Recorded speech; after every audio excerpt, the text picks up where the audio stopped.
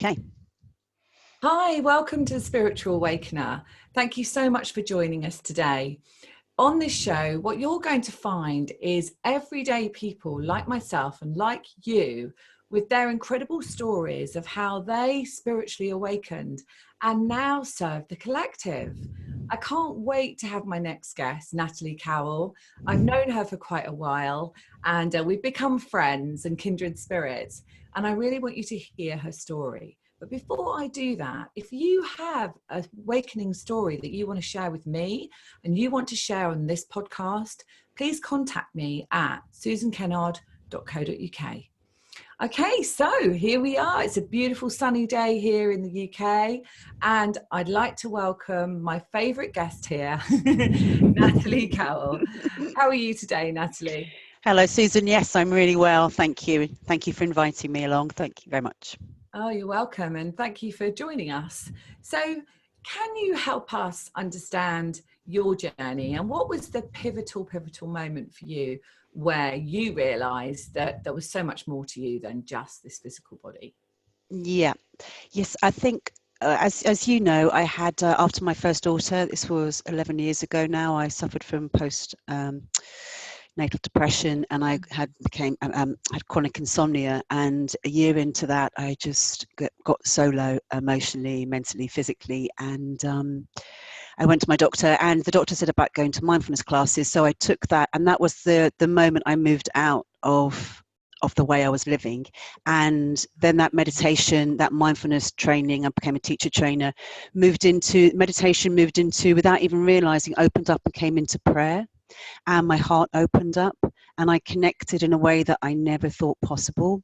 I was raised Catholic, but I moved out of that, became agnostic, and I didn't surround myself with anybody in the spiritual world. And then when I moved back into that space, it felt very different from anything I'd ever experienced before. It felt very connected, very unified. I felt deeply loved. My body was light. I feel now, the more I step into that space and really have claimed it with authenticity, and it's who I am, I feel radically different from where I was 11 years ago, where I was that person on the floor in the kitchen crying. Yeah. So I'm grateful for that moment, and everything's been changed and keeps changing. And it's interesting you're saying about religion. You know, I was also brought up not in a religious household, but definitely the Sunday school. You know, we went to Sunday school and things like that. And it's quite interesting how I think when you are pushed into it, of course, it was a choice, a soul choice at the time in this lifetime. But when you're pushed into it, there is almost like, well, your soul knows and your sense knows, your whole inner being knows that is not necessarily who we truly are. And then what happens is exactly what you've said, is that you just like completely push that away. And I see this more and more, you know, with people where they're telling me stories of where they literally just shut the door on it. And this is what we would say, wouldn't we? What it is a part of us that felt disconnected from source. And that's from protection, really, isn't it? Yeah. So it's almost like, you know, we have those experiences, but it's fascinating about, you know, you saying you almost had to go to the depths of the lowest point that you could go to so that you could rise up. So talk about that a bit more. Yeah. So at that lowest point, when I thought actually that it's easy for me not to be here for everybody around me, I did call out for help. I thought I can't do this now, and people around me can't do anything for me either. And so that's when I called out for help. And I didn't have, like, you know, at the moment, that instant moment of change and revelation, but I definitely, it was for me the right steps forward, opening up just perfectly right for me. And in reflection, I can see that timeline, it was absolutely, was perfect in every single way. And also for those around me to accept how I was changing, you know, it was good for their journey also. So it's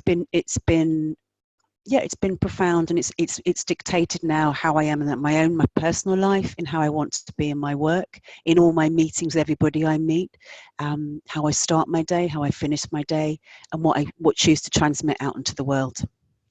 And so it's really, what I'm really hearing, and obviously the guides are talking all the time to me, but what I'm hearing is that it wasn't only a healing journey for you, but it was a healing journey for your family and those around you as well. So an opening of the heart field, really, for everybody. Yeah, that's right. And as you know, my sister passed away a year and a half ago now, and she came on this journey with me. And when she passed over, she went with the peace and the love that she didn't experience for many years of her life, and that connection to herself and to everything around her. So her journey changed, and it just keeps moving out. Her son's journey has changed, and he's a beautiful boy. My children are exceptionally linked in, and connected in a way that I didn't have at that age. So I think it just, it spirals out, and it's a beautiful thing to watch because you give and you receive every day. It's astonishing. Yeah. And so how do you use that, you know, that beautiful gift that you have now within you of unconditional love of yourself, essentially, and you've understood that, you know, we are all one. You are me, I am you. And anyone listening to this show that maybe just thinking about, well, it's spiritual awakening, so maybe I'm going to have a listen to this and see what this is all about, you know, because we know that the doors are opening now, don't we, for people to understand a bit more who they are. So what would you say to anybody that has had a really difficult experience like you had, where you felt, actually, life, I just can't be here in this 3D reality, I can't be here? What would you say to people? Well, the thing I did at that time was I realized I wasn't strong enough on my own, and I handed it up and over, and I did call out for help. And I realized, and I sort of lifted, if that makes sense. I kind of thought I need something bigger than me to take this from me. I can't do this on my own. And so I think it was that willingness to just open up. That, because when you say, just for the purpose of anybody listening that hasn't had any, you know, kind of awareness of spiritual awakening, what would you say when you said you asked for help? What do you mean? I know what you mean. I didn't ask for it from any spiritual sense. I just said, I need help. I just opened up to any possibility of help, and maybe it came in the secular form, as in my doctor said, start the mindfulness course. And it was that doing of that, there's the slowing down of my mind, the opening up to the right brain thinking, you know, the letting flow happen, and letting go of I think when I was more secular, I was far too analytical. I didn't experience. I rationalized. I was too logical. I was embarrassed to even think there could be a possibility of something else. And then when I started doing meditation and I started feeling, truly experiencing, it's experiential. It's not logical, and it's that experiential that opened my heart, and it's that experiential and the allowing of it, just a simple curiosity. So if anybody was in that situation, just allowing that simple curiosity that maybe there is something else and you can connect to it, and it's just maybe just sitting. Books, you know, maybe even books for synchronicities, you know. You know, I know my synchronicity was I kept seeing what's it called, not mindfulness but transcendental meditation, and I kept seeing adverts for transcendental meditation everywhere, and it was like, well, okay, you're trying to tell me something here, and yet I wasn't really connected then, but I kept seeing it, and so I kind of was given that experience. And if anyone's listening now and they keep seeing one word, or they keep feeling that they need to find some peace, then maybe you and I are both real scientific, you know, we're scientists, we like the evidence of everything. And I researched a lot. But then it comes to trust, doesn't it? You know, and then when, you know, what the guides really want for us now, and our inner guidance is trusting that what comes in front of you, or whoever comes into your world, or whoever you're drawn to listen to or work with or experience, is perfect for you. Absolutely. So how do you now help others, Natalie? So I mostly do it in a secular way, but I do that with an open heart, and I always wish a blessing on them before we start. So I think most people I work with as clients, I would say they're agnostic, but they are curious. And I think when they start their journey, I've seen people again with the same sort of timelines as mine, sort of opening up, and then that realization that perhaps there is more. So how do I serve people? I serve them to connect to themselves. I serve them to sort of open up in a non-judgmental way to others. I realize that through my work, how unworthy people feel. Yeah. and how disconnected and how little they value themselves or trust themselves. And they don't turn into their own journey. They look to external factors to validate themselves. So my work really is to just get people to tune in to how they feel physically, emotionally, mentally, and move in that journey, in that direction. So I think more authentic we are, the happier we become, and we start to let go of those layers of that hold us in bondage, really, don't they? The judgment of ourselves, of others, and beliefs that we've brought in. And so how do you do that? Tell everybody how you do that. Yeah, okay. So I do different work. So let's say I do the insomnia work, or I always get people to sort of connect to their body. So we're connecting into the body to have the experience of feeling that for the first time, perhaps for some people, connecting to our thinking and taking ownership of that, connecting to our emotions and taking ownership of that, looking then at limiting beliefs, where we come from, looking at sort of values, identity, mission, and sort of slowly unraveling where we are now, like the present state, and where perhaps we'd like to move to our desired state. And I'm using tools like a lot of energy tools, so like EFTs are really good on tapping, NLP is really good, all bioenergies are really good, talk therapy, but combining everything together really allows people to connect to themselves, maybe sometimes for the very, very first time, and feeling good about themselves and their possibility. So that's what I do. I combine those techniques. And how can people get hold of you? So how can they find you, Natalie? So my website is flourishsfu.com. And my details are on that. And can I tell you the story quickly why I called it SFU, which stands for Strength, Freedom, Unity? It's because it's quite.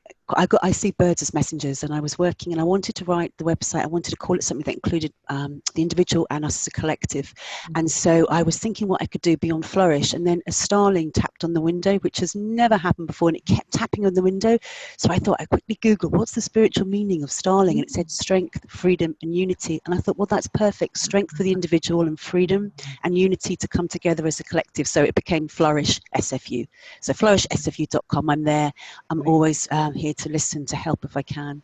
And I want to be part of something that evolves. People, can they sort of have like a consultation with you before committing? Absolutely. And if I can do anything over the phone and put pointers where other people, maybe they'd be better served, I would do that as well. And absolutely. Consultations over the phone are lovely.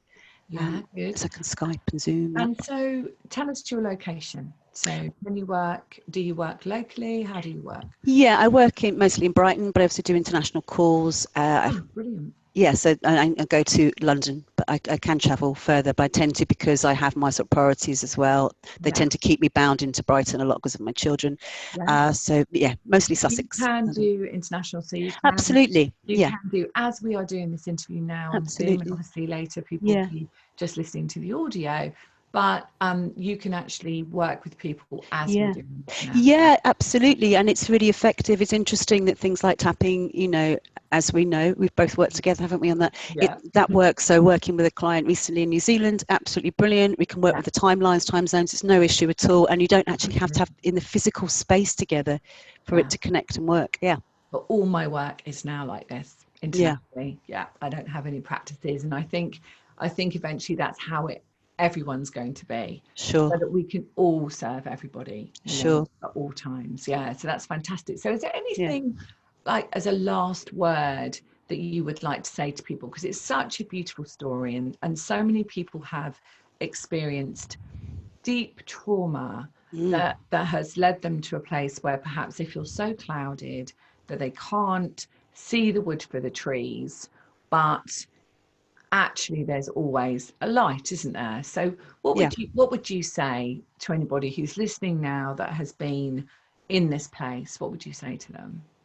I would want them to be very kind and gentle to themselves. I'd want them to know that they are worth loving, and it's worth living, and it's worth exploring that, and to find your path in doing that. So it could you simply be from the secular mindfulness and just doing that and committing to it, because the profound change, until you start doing it, you won't understand. So it's experiencing that, and there is hope for all of us, and we are connected, and are people there who definitely would be there for you in those moments. So reach out, hand it over, reach out, and help will come.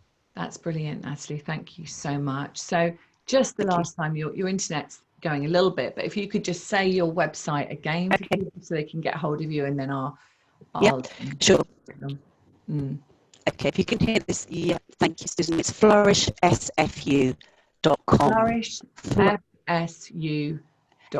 SFU, Strength, Freedom, Unity. Yeah, Strength, Freedom, Unity. Okay, Yeah. SFU, brilliant. And I'll put that anyway in the notes afterwards, so you've got that. All right, Okay, Susan. so thank you so much, Natalie, for telling us your spiritual awakening, and also how you use that now to serve the collective and help other people realize they can really heal themselves.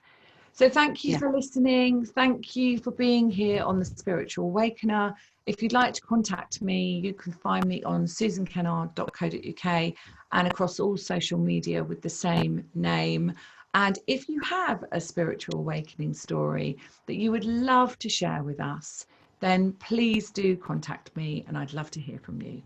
Much love for now. Thank you for joining us, and see you on the next episode.